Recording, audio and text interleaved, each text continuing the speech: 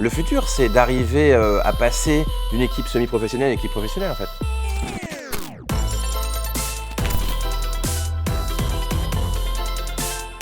Bon les gars, on y est. On est au Krebs, donc on va aller visiter. Centre de formation exceptionnel pour les sportifs de haut niveau. Donc je vous propose qu'on aille faire un tour. Le Krebs, c'est un centre d'entraînement pour sportifs à la base, mais ils ont une partie e-sport maintenant, parce que l'e-sport ça se développe de plus en plus à Poitiers. C'est cool quand même, c'est une aura quoi, c'est un lieu où tu sais qu'ici il y a plein de grands sportifs qui y sont passés, qu'il y a plein de sportifs actuellement qui vont peut-être nous représenter au JO, des trucs comme ça, donc c'est cool de passer dans un lieu comme ça.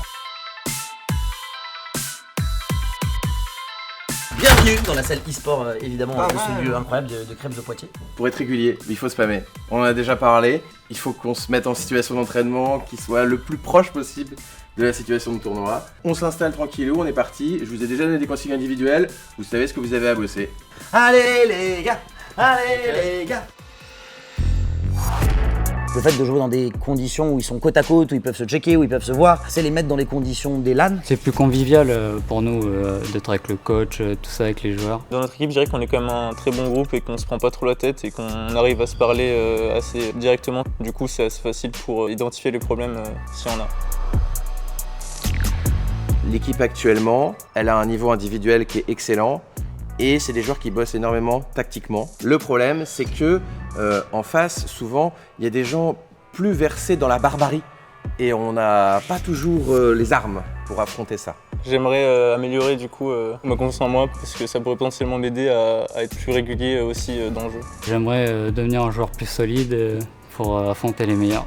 Le futur, c'est d'arriver à passer d'une équipe semi-professionnelle à une équipe professionnelle en fait. On sait qu'ils ont les armes pour, il faut qu'ils aient ce petit déclic, ce petit truc qui va faire qu'ils vont pouvoir briller en compétition. On voit notre marge de progression, on sait vers où on va, on perd, on gagne, mais on sait pourquoi on perd, on sait pourquoi on gagne et on essaie d'avancer avec ça.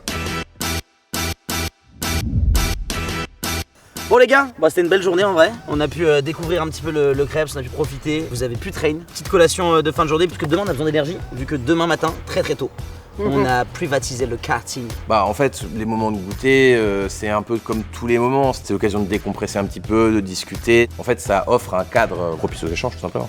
C'était un moment vraiment très intéressant, surtout on apprend à connaître dans le fond les personnes, comme Razmeltor et Lutti, parce que c'est ce qu'on voit le moins. Après, quand il faut être sérieux, ils sont sérieux, hein.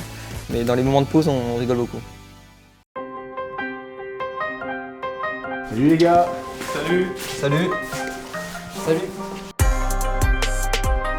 Moi je vais vous faire un petit briefing sécurité. Première expérience du karting, j'en avais jamais fait et c'était vraiment super bien pour développer aussi la cohésion d'équipe. Est-ce que vous avez des questions? Et je sais jamais à quel moment il faut freiner avant le virage, pendant le virage, à la fin du virage. Si tu freines, t'es un lâche. Il faut pas freiner. Après, si tu vois quelqu'un activer son boost, c'est qu'il y a un gros problème.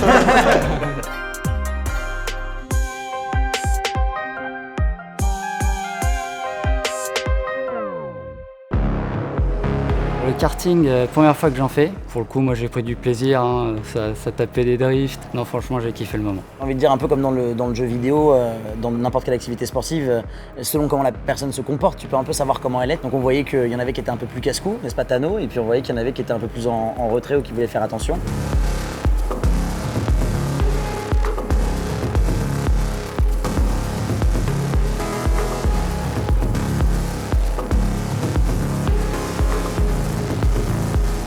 Bon, c'était sympa quand même, t'as kiffé? De ouf. C'est rigolo hein, quand tu freines d'un coup Et que ça dérape derrière, ouais. j'adore. Qui s'est explosé premier virage là? C'est quand Raz il m'a rentré dedans. Ah, Bah écoute, t'étais trop lent. À un moment, on a fait comme ça, nous deux. Lui, il arrive à fond, il a fait mignon.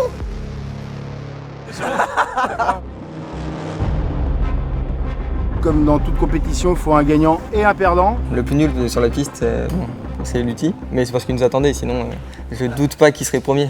On dit pas le plus nul, on dit le moins performant. Pardon, du coup, je recommence, le plus nul c'était du coup Lutti. Donc moi je suis 5ème du coup, c'est ça? Ouais. À la 4e place, et t'as gagné un pneu crevé. je suis refait. À la 3e place, Eclisp. À la 2e place, Tano. Alors évidemment, j'ai gagné, hein, évidemment, l'expérience, l'intelligence, bref, tout ce qui me caractérise. Razmeltor, ouais. Félicitations. Merci, merci, il y a encore beaucoup de travail les jeunes. Hein. Quelle journée de fou, merci beaucoup de nous avoir accueillis à Poitiers. C'est la prochaine fois qu'on se voit du coup, on va chez Vitality et on va pas vraiment chez Vitality puisqu'on va chez le Performance Center du Stade de France de Vitality, donc ça va être la dinguerie. J'espère que vous avez passé une bonne journée, il pleut, on se tire, et on se tire. Des bisous, à la prochaine les gars. Allez, ciao.